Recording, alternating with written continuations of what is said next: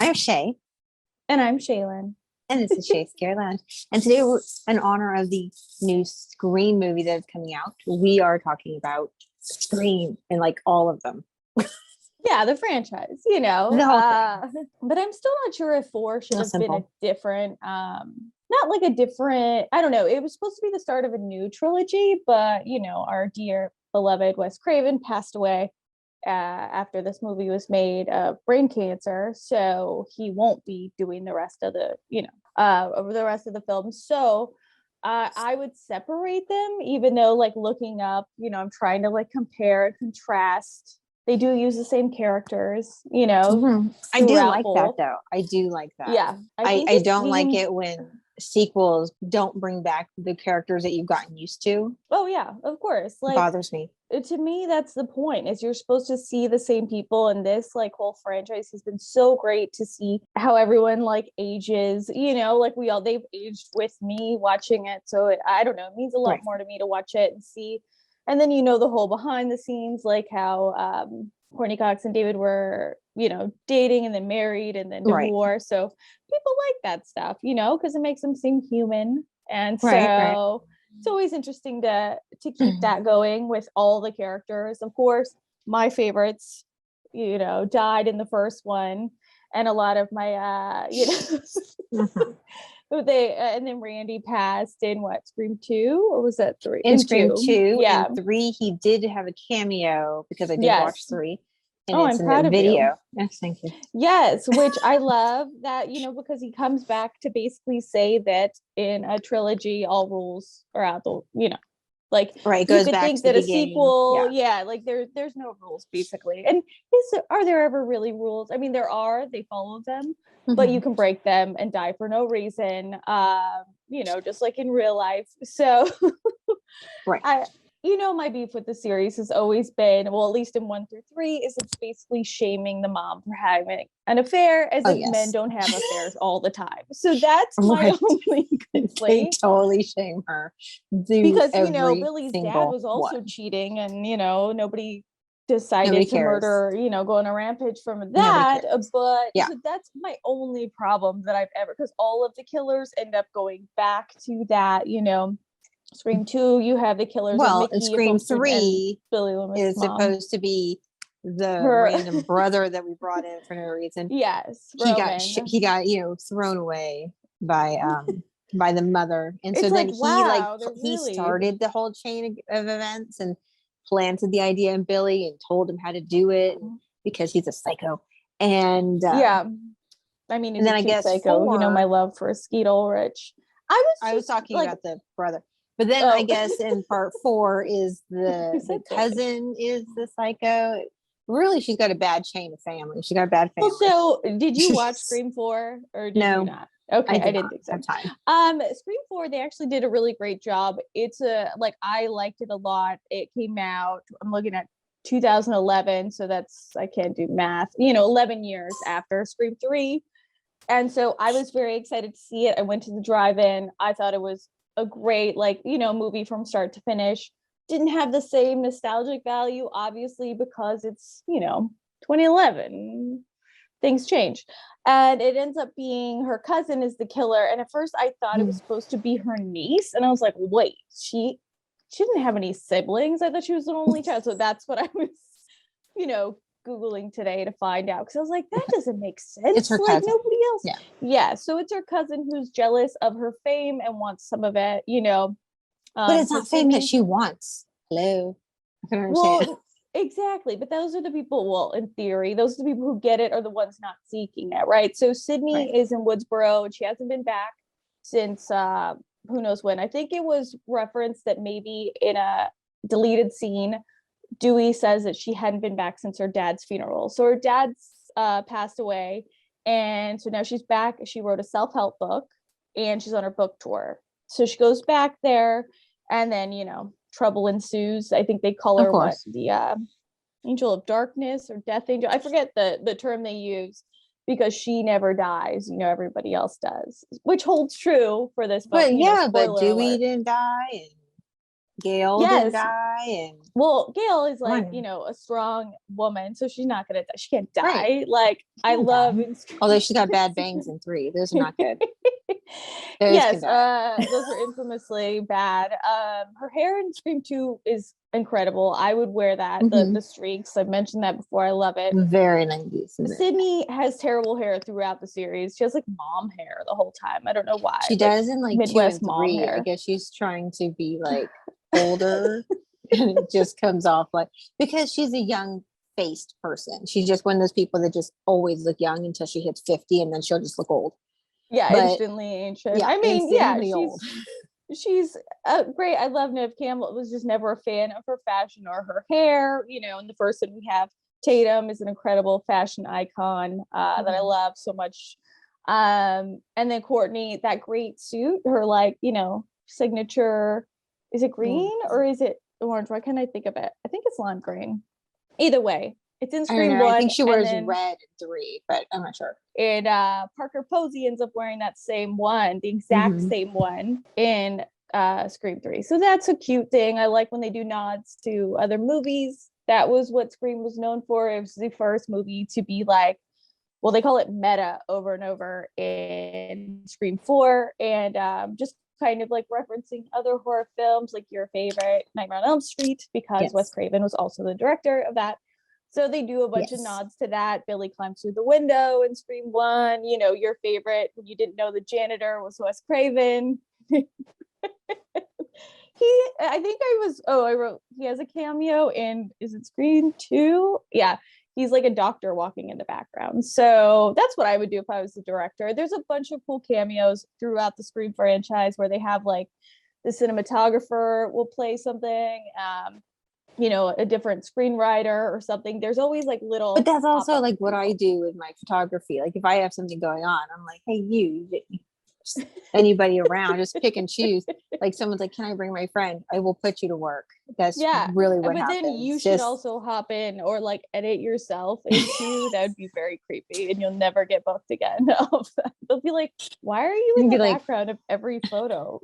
I know. I'm just like, that's not me. All weird, wearing the ghost face mask, which almost wasn't the mask. They found it during a scouting when they were scouting locations for the film. It was hanging on a chair or something. They weren't sold on it, I think. But yeah, luckily it came, you know, they thought it looked kind of stupid or silly, which it does. That face is a goofy ghost face. But now, like, it becomes, everybody knows this face, which I will try and make a pizza that emulates this face.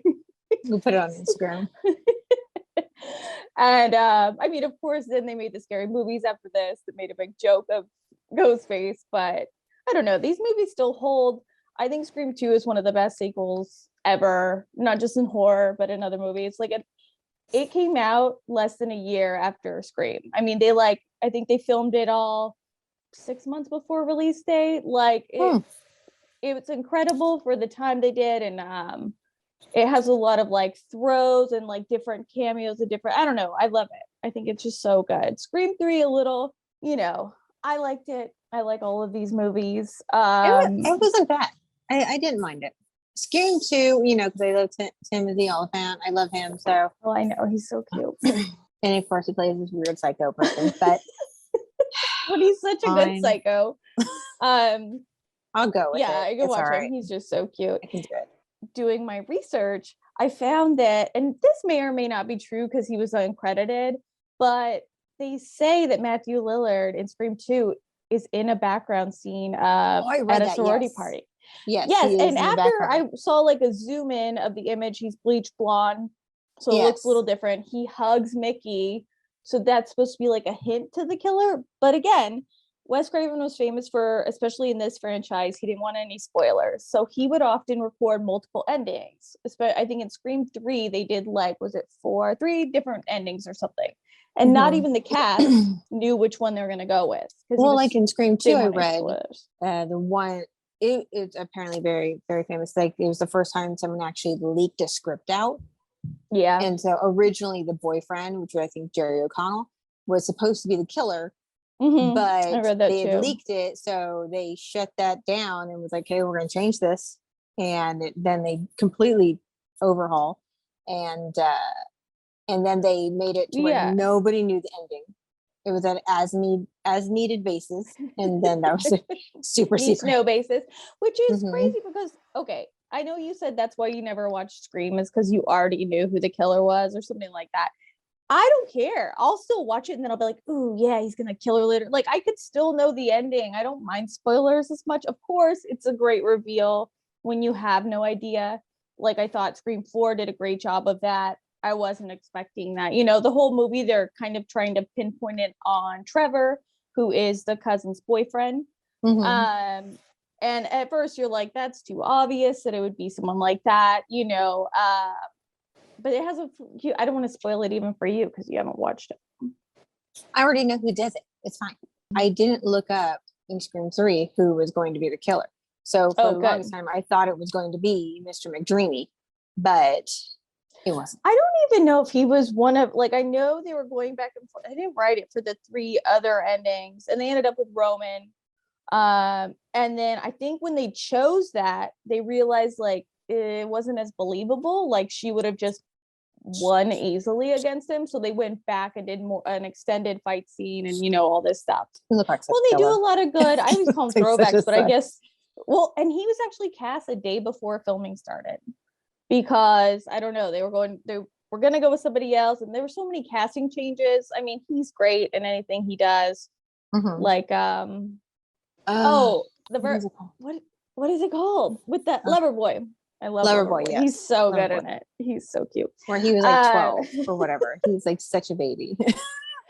Well, he's supposed to be over 18, I think, right? I get it, but he's so young. But yeah, we've done a whole episode on Scream. It's well known that I just love that movie so much. Because I think you interject it into every single episode. It's so relevant. It continues to there are things that happen in my everyday life that I don't know why. It's just so weird. That movie made a big impact. Nothing will be going on, and Shaylin will be like, "So Scream. This is like Scream. It's just like in Scream." I'll be like, "What if a phone rang?" And no, they throw it in different movies, especially in Scream 1. Randy calls him Leatherface when he shows up to the party. I remember my brother thought that was the funniest thing. I don't even think we'd seen Texas Chainsaw Massacre. We just thought Leatherface was funny. He does the whole "we all go a little mad sometimes" Norman Bates. Norman Bates. They use in my research, I'm looking at my fancy notes here. In the first one, they were going to film at Santa Rosa City School. Did you read that? Okay. No. So they were going to do all the high school scenes there. Well, it was approved, and it was weeks before production, and the school board said, no, we don't want to encourage that. So in the notes, in the special thanks section, it says, "No thanks whatsoever to the Santa Rosa City School District Governing Board," which is a great little FU to them, because wouldn't they love to be a part of this franchise now? How much it's grown from them and everything. They ended up filming at a community center. Another great throw, which I think is called a callback. I don't know. I need to look into this. How they mentioned that she'd be played by Tori Spelling in Scream 1. She says, "Oh, I think Meg Ryan or something," or no, Dewey says, "I think of you as a Meg Ryan type," and she's like, "With my luck, I'll get cast as Tori Spelling." And then to see Tori Spelling plays her in Stab, I thought was super cute. And so that's a little for people like me who remembered that. Oh, how cute. Who pay attention.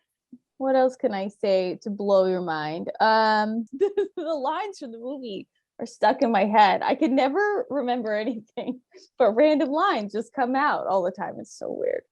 Do you ever hear a line? Do I ever hear a line? What? Do you ever hear a line and then you hear the person who originally said it in your head? Or even if you say it, that's how you hear it? Yeah. You don't hear your voice. You hear, if you're talking about Randy's rules or whatever, you rattle off a rule. You hear Randy's voice in your head telling you the rule, and you're like, yeah.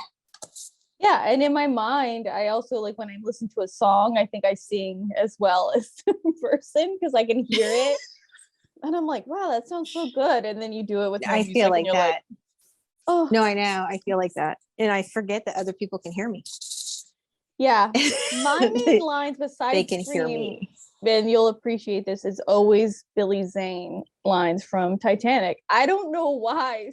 So You will honor me the way a wife is required to honor a husband, because I will not be made out of fool, Rose. Many of his lines are always in my head because I'm an asshole, I guess, like Billy Zane in there. But yeah, it's always so weird that I'll just spat off like a whole, monologue of this, and then I'm like, why do I even know that? But yeah. Also, like the person that I think of when I hear certain words, because every time I hear or say dumbass, I think of Jennifer Coolidge from Legally Blonde. Oh, she does do a good dumbass to her husband. Yeah. Oh, dumbass. So good. That's all I hear. Dog. Yeah, no, I love her. Like I can't even not hear her say that.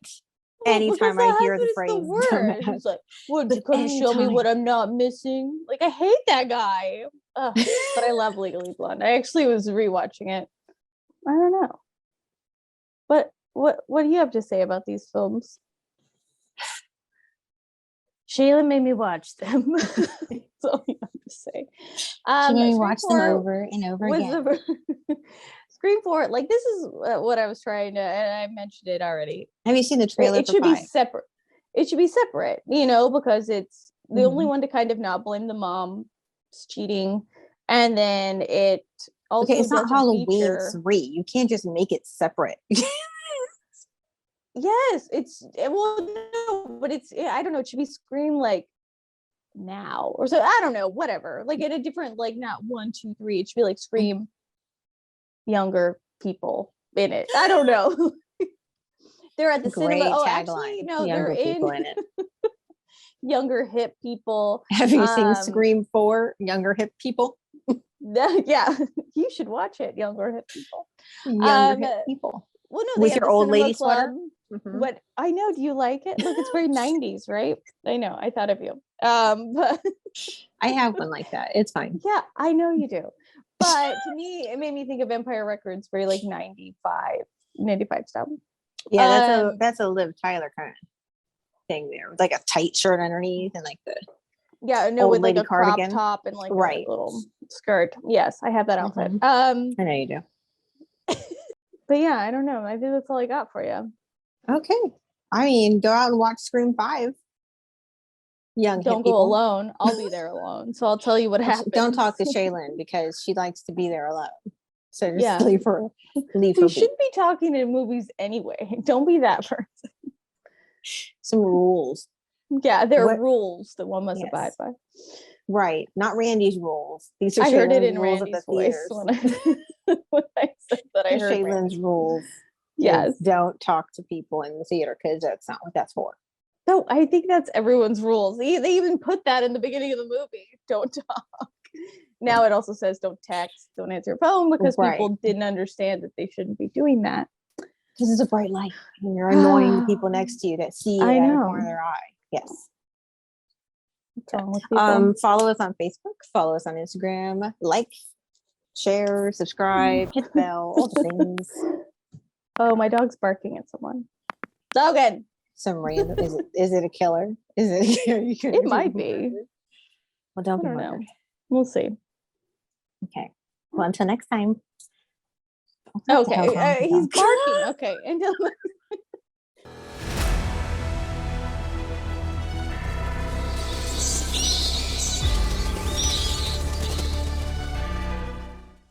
No, I'd be satisfied with one thing. Good to know. You're easy. Yeah, no, like it's not the first time you told me that. But no, like you become the face of something, like that'd be great. You're forever that. It's not like she only did one commercial. Okay, you're the face of Shea Scary Lounge. Where'd you go? Oh no. It's just you. That was accurate.